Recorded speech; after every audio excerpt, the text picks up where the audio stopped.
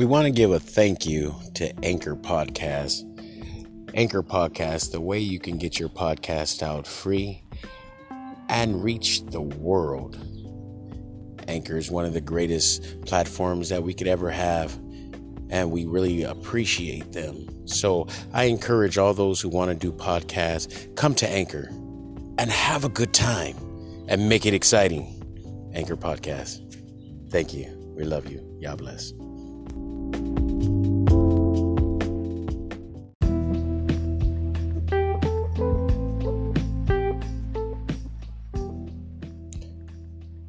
Road to Enlightenment is a hard road to travel. One must understand that he has no control over the issues of life, but he does have control over how one responds to the issues of life. On the road to enlightenment, the first step is to understand how to center oneself, self-control.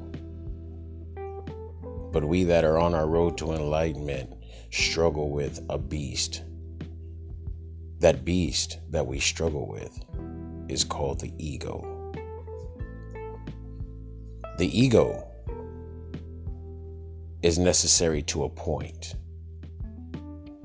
To understand who you are and to hold yourself in a state of being that you are worth it.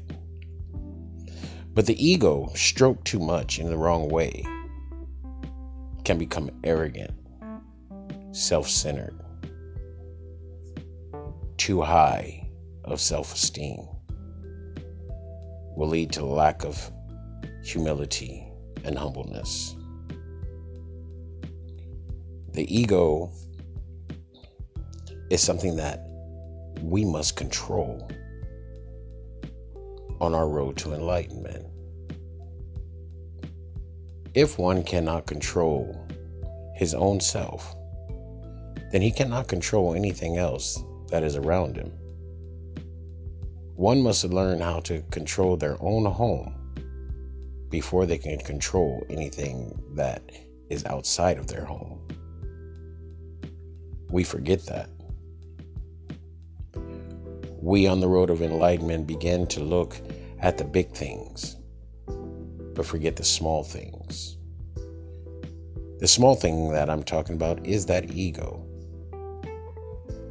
It has a way of destroying one person. Let me explain to you what the ego is meant for, or let me explain to you the power that the ego possesses. The ego possesses a power that brings you into what we call your reality. Everyone that lives by their ego lives in their own reality, lives in their mind frame of what's good and what's bad for themselves. They live in the mind frame of everything that goes wrong is against me. Everything that goes right is only for me. When the ego rears up, so does what we call selfishness. No thoughts of how things will affect others. No thoughts of how things will affect you. But we move off of the ego because it becomes our reality. So now that we're living in the ego and not in enlightenment, we begin to fall victim to certain realities that cause us to make decisions that birth regret.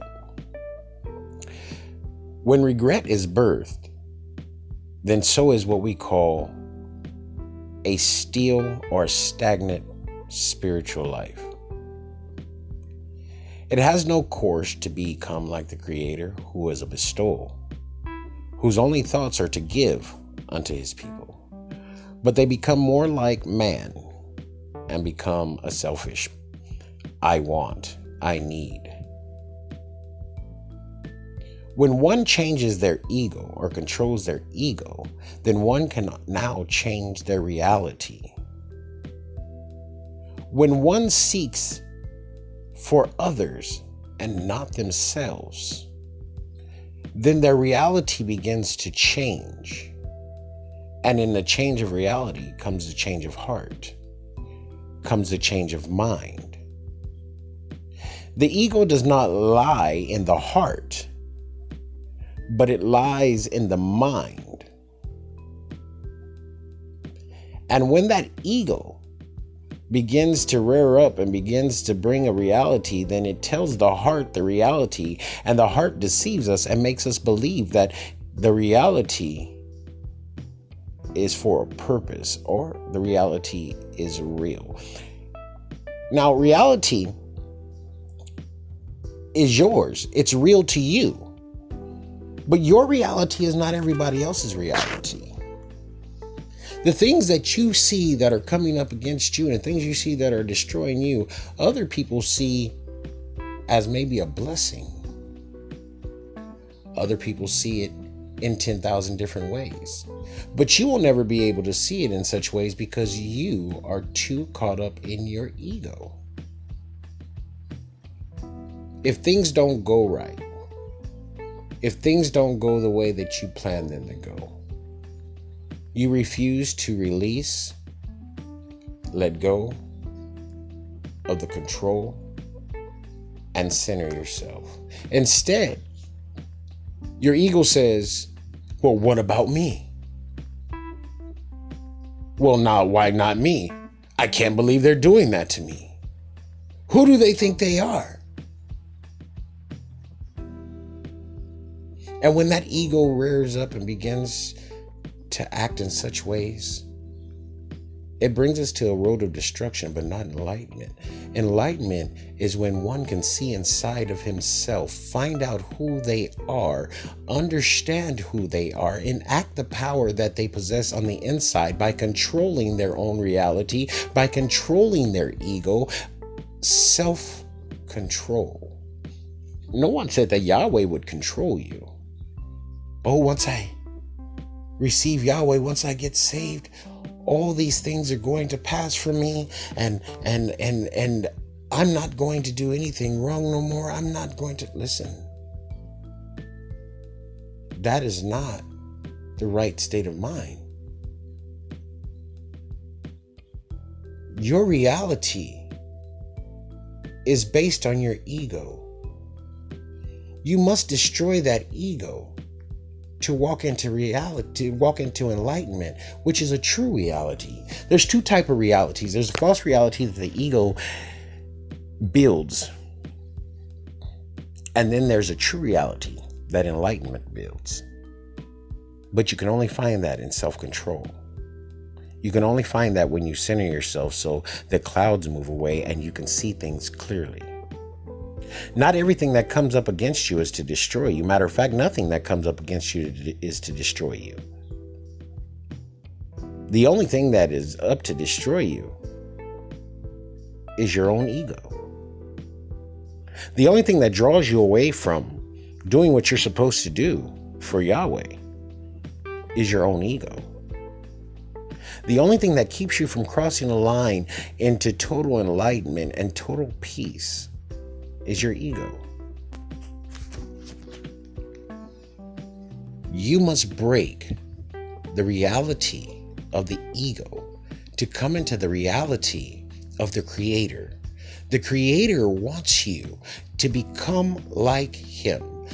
He did all the work to create you in His likeness and in His image. He did all the work to create everything around you and give you dominion over it. He created everything in you and gave you dominion over it. And He wants you to enact that. But in order to enact that, you must kill that serpent that lies within you, which is the ego. That serpent has a way of biting and poisoning and killing. Sometimes in minutes, sometimes in years. But as that ego grows, so does your separation from your Creator. As that ego begins to get untamed, so does your values and morals on life. True enlightenment comes when one is ready to tame the ego, when one is ready to give up their selves and become more of what the Creator had deemed for their lives. Take your breath and breathe in and consider all the things that have caused pain and all the things that you consider that has caused trauma, and realize that is not the reality of the situation. But if you can center yourself, you will see the beauty in everything, whether it be receiving blessings and gifts from the hand of God, your Creator, or whether it's receiving evil from that same hand. Job received them both. And as we look at the story of Job, we see that his ego begins to rise up in the end to make Yahweh yell at him out of a cloud and let him know, your ego has surpassed all your understanding, and you speak in a counsel without knowledge.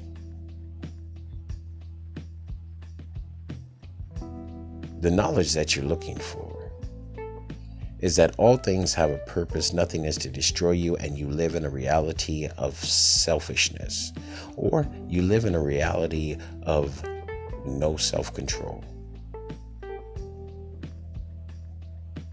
Begin to work on centering yourself. Begin to work on the control which is inside of yourself. Remember the God in you and become what He created you to be. And the moment that you do so, enlightenment is yours. We love you. Yah bless. Boom.